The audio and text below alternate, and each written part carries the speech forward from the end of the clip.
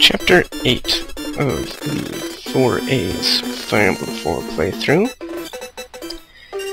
Once again, I am your host,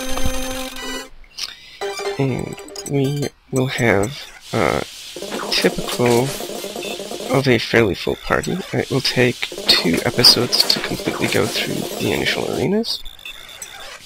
So if you want to just skip ahead to after that, I can show you the scroll through. You'll find out who got where, and then you can be on your merry way. So there will be probably a couple of things that I can mention during the battles here.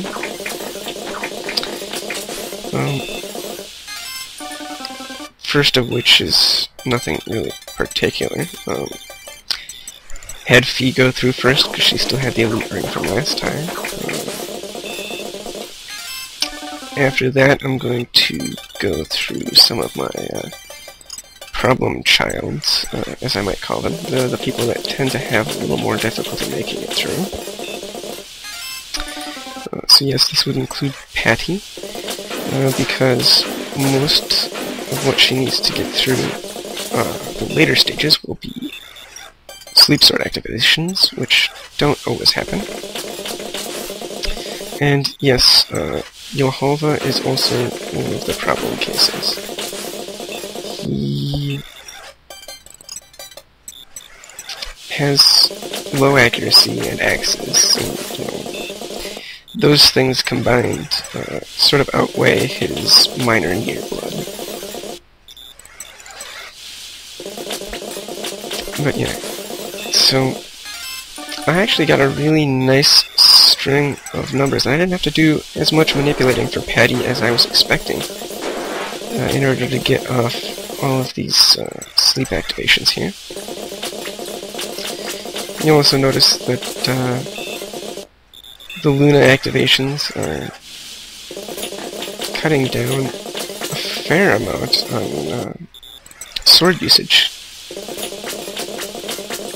She only needs to repair this slim sword the once after it breaks right here.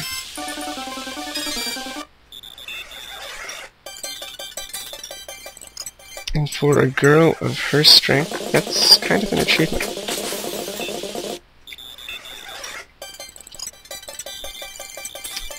Lean is kind of a mixed bag. She does reasonably well for herself, but she tends to take forever, just like Sylvia did in some of the later stages, which meant I kind of wanted to get her out of the way as soon as possible.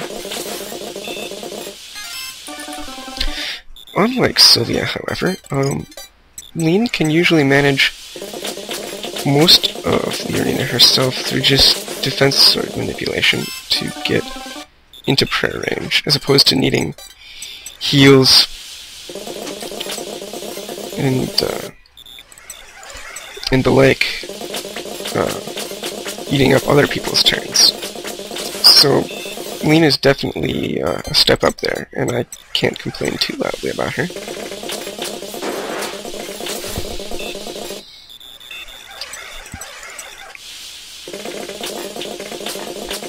So this is the end of the line for Yohalva. I tried giving him defense ring, skill ring, just about any kind of ring to see if he could make it past Xenon, the final Swordmaster, but just no dice. The silver blade and the ridiculous avoid that the weapon triangle gives him meant that I could barely scratch him, no matter when I tried, no matter how often I tried, no matter what I tried.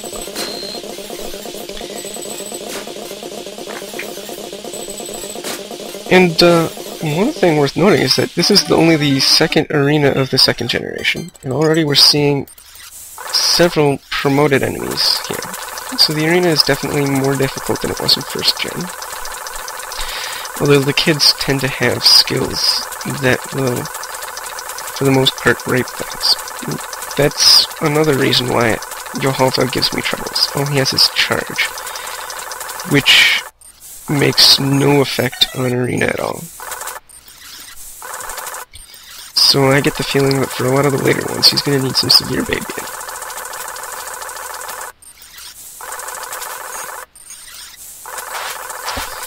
Once again, mages are probably the most annoying... Okay, I take it back. Spell-using enemies are the most annoying to fight against in Prayer Zone, simply because their animations take forever.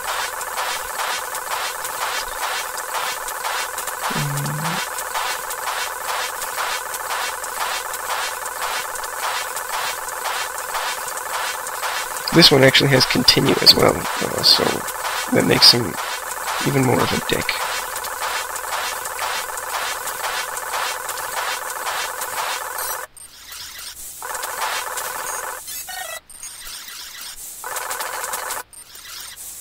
Alright, so this will be the end for Lean here as well, because she didn't have the proper ability to manipulate her way into prayer against Xeon.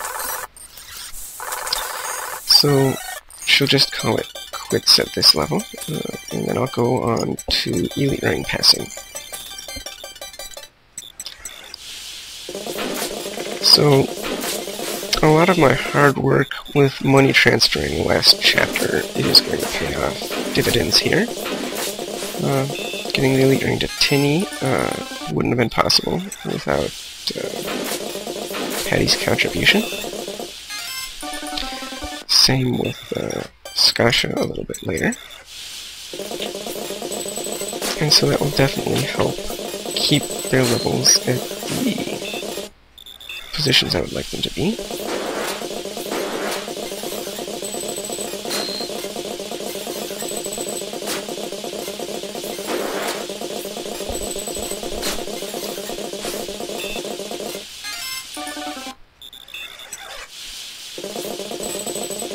Alright, and this too will be Julia's final fight, because the Swordmaster one-hit KOs her and outspeeds her, and it's not worth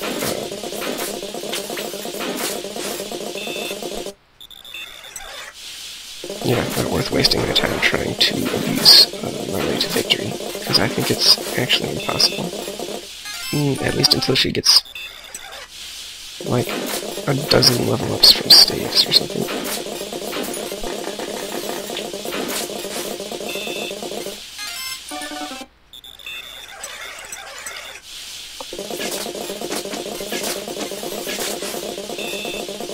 Okay, done with Tinny. And despite zero actual combat, she's starting to be at least close to par on terms of levels.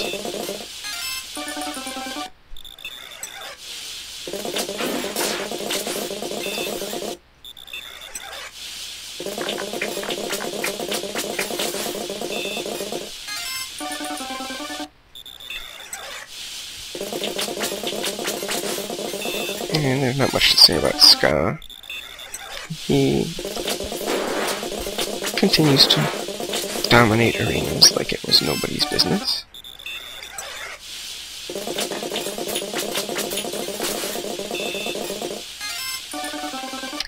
He does need one minor break for some random numbers against the final boss.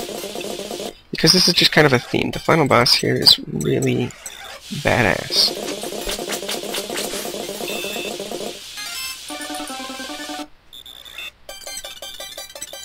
Go ahead, we sell off some of his stuff. I may not have needed to repair his sword there, but I didn't want to take chances on it breaking during the chapter.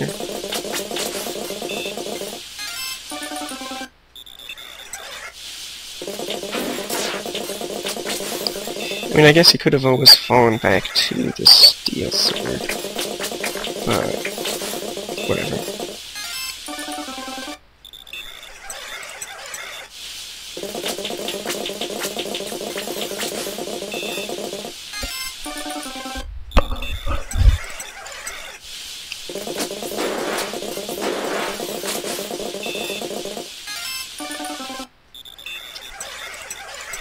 Lache is pretty much just like her brother, only slightly weaker and slightly faster. But she also needs a little bit of preparation to make it past Xenon.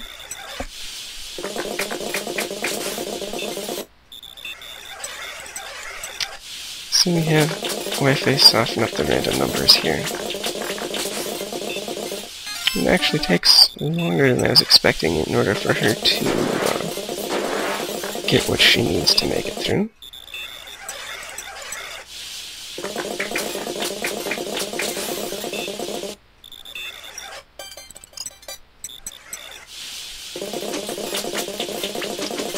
But in the end, everything falls into place. Now she's fine for money, so she doesn't need